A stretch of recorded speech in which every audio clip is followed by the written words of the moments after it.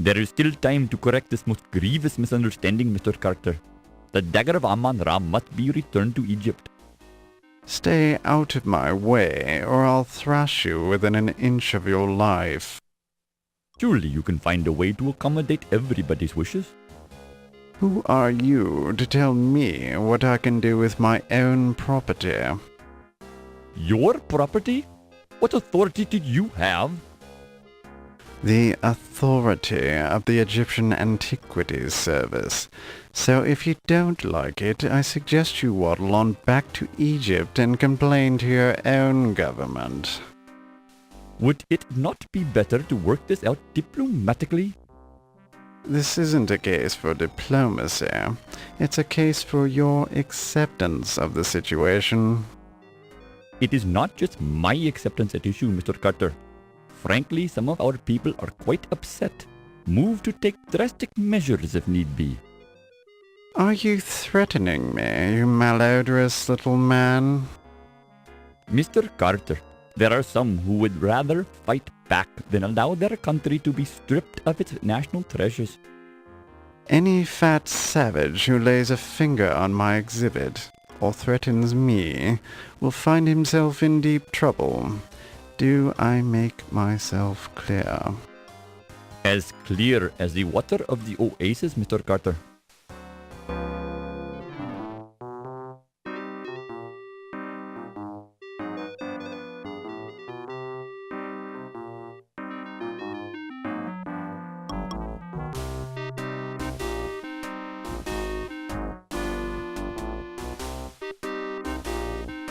Be careful with that steamer trunk, young man.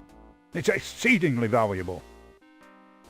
It sure is heavy, Mr. Carrington. You got gold bars in here or something? The contents of my trunk are not your concern. Now be a good lad and take it to my taxi. The Countess is waiting.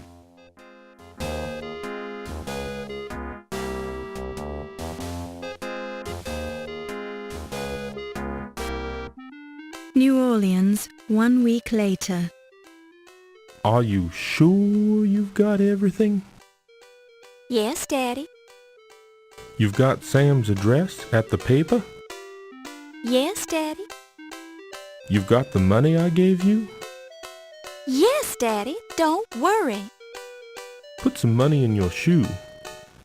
New York's a big city, and there's a lot of crime there. Look, I'm going straight to the paper. What could possibly go wrong? Let me give you a little more money, just in case. Dad, I've got to go. Godspeed, Laura. Call me as soon as you get there. I'll be fine, Dad. I'm going to make you proud of me. I already am, honey.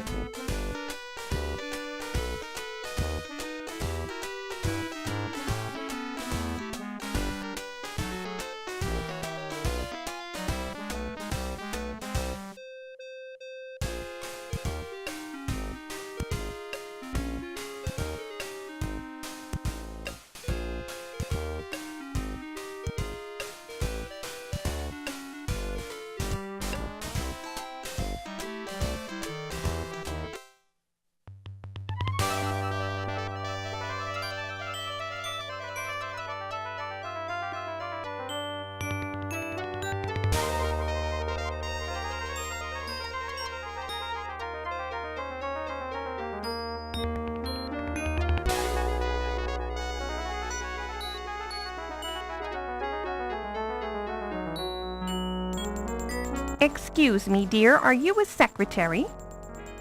Actually, I'm starting a new job as a reporter for the New York Daily Register News Tribune.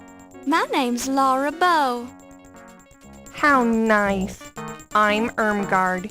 Is this your first trip to the big city? Am I that obvious? How could you tell? By the way you keep glancing out the window, dear. I did the same thing the first time I came to New York. The tall buildings, the people rushing around, it was all so exciting.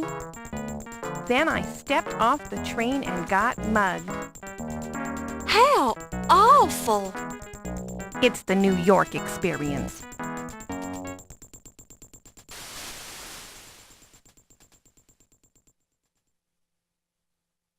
Thank you, dear. You're very kind. I've enjoyed traveling with you. Do you need any help getting home? No, dear. I'll be fine. Thank you. You're sure you'll be okay? Yes, thank you. Goodbye.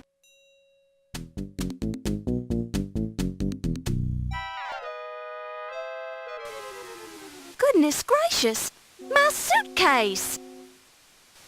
Can you spare a dime, miss? Certainly, sir. I'm always ready to help those who are less fortunate. Well, that's just peachy. Give me all your money then. Excuse me? Hand it over. This seems very unfair. Welcome to New York, kid.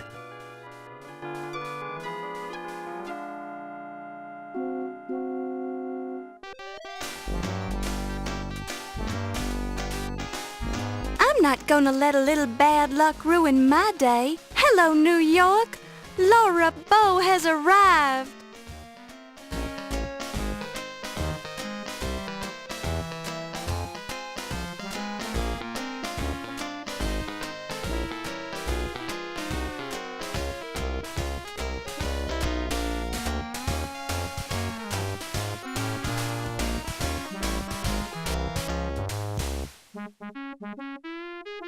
My destiny awaits. Nothing can stop me now.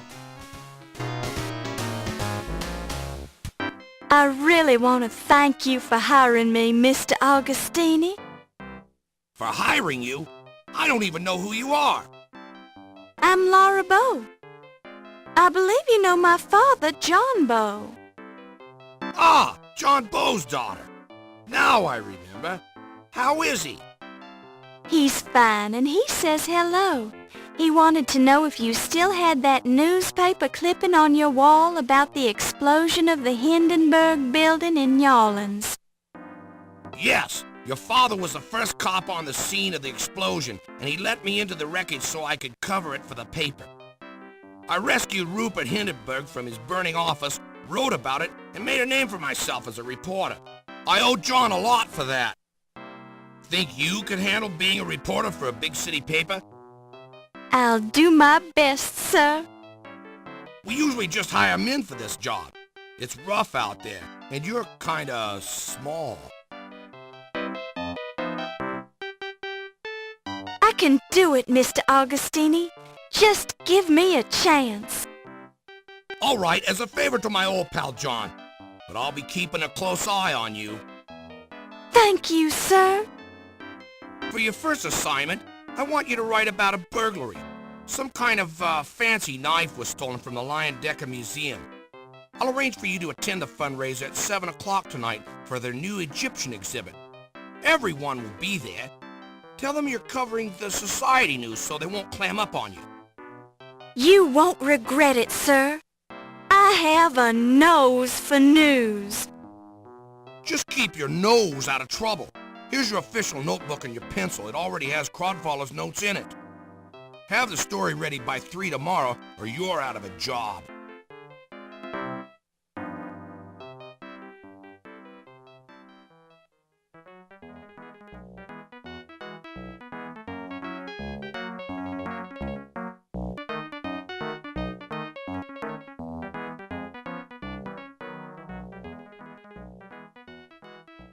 Laura Baines, right?